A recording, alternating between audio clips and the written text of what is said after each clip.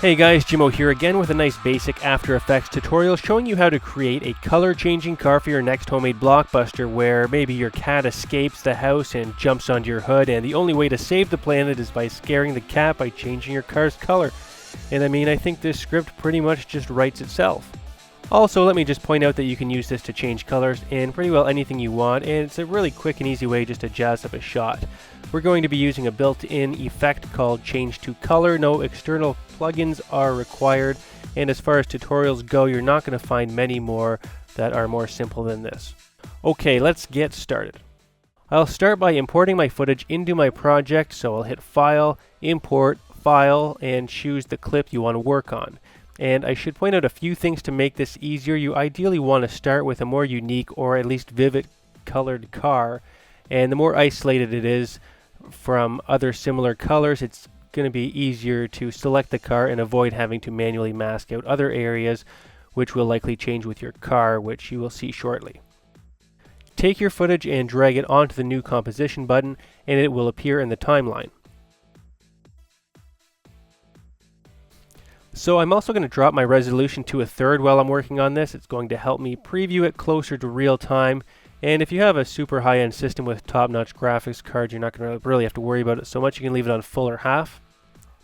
Okay, so in my effects panel on the side, I'm going to type in Change to Color, then click and drag the effect onto my footage. Next, in my Effects tab, I'll click the eyedropper beside the word From and select an area on the car. So you'll see it changes a bit instantly. Now I just need to dial in my settings a little bit better, so I'll adjust the hue value and the tolerance. For this I find usually between 20 and 40 to be alright, but it depends on your color and what else is happening in your shot, similar colors and such. And it's worth noting that you can actually keyframe this value to change throughout the length of this clip, and we'll talk a bit more about keyframes as we go ahead. So we can now click on the color beside 2 and start changing the colors around. I always have a hard time picking, but let's go with this nice purple for now. So as I scrub through my footage, you'll see another purple car in the background that doesn't look quite right, and it's obviously changing too, and we don't want that, so we need to do a bit of rotoscoping. So using the mask tool, I'll circle around the blue car that I want to change back to normal. Now I'll go into my mask settings and change it from add to subtract. Then I'll click my footage, hit Ctrl D to duplicate it, and then I'll remove the mask and my effects from my lower layer. So what's happening is we're looking through our modified shot onto the original, just as it would work in Photoshop. Now the next thing we need to do is animate the mask to follow the car around as the camera moves. So on my top layer, I'll click the stopwatch beside the mask path, which activates the automatic keyframe. And doing it this way eliminates the need to go frame by frame, and I can, for the most part, just reposition my mask every few keyframes, and the automatic keyframe will make the calculations to keep the mask over the car. Now when it gets closer and the cars start to overlap, then I need to move in and go frame by frame to make my adjustments.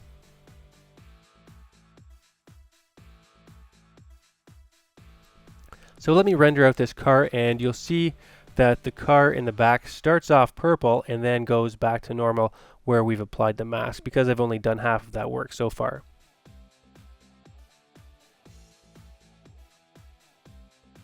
I'll just quickly do the rest of the footage here, and then we can move on to animating the color. Okay, great. So our mask is animated to keep the blue background car always blue, and you can do this to prevent similar colored marker lights or whatever happens to be on the car that you might want to keep the original color as well. Alright, so I'm going to select a different color, then move back to my first frame of my footage.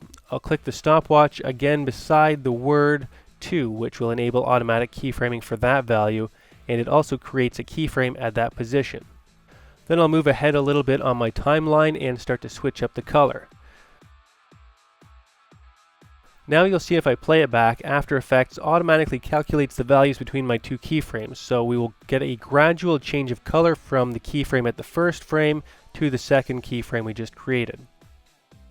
So now if we wanted to make a quick change of color, we can do that too. I'm just going to expand my timeline to show the keyframe positions in our effect. Now with my footage scrolled ahead a little bit, I'll click the Add Keyframe icon, then I'll go ahead a few frames and change the color. This will make the color change faster because it's happening over fewer frames. We can also click and drag our keyframe position and move them around to increase or decrease the change time.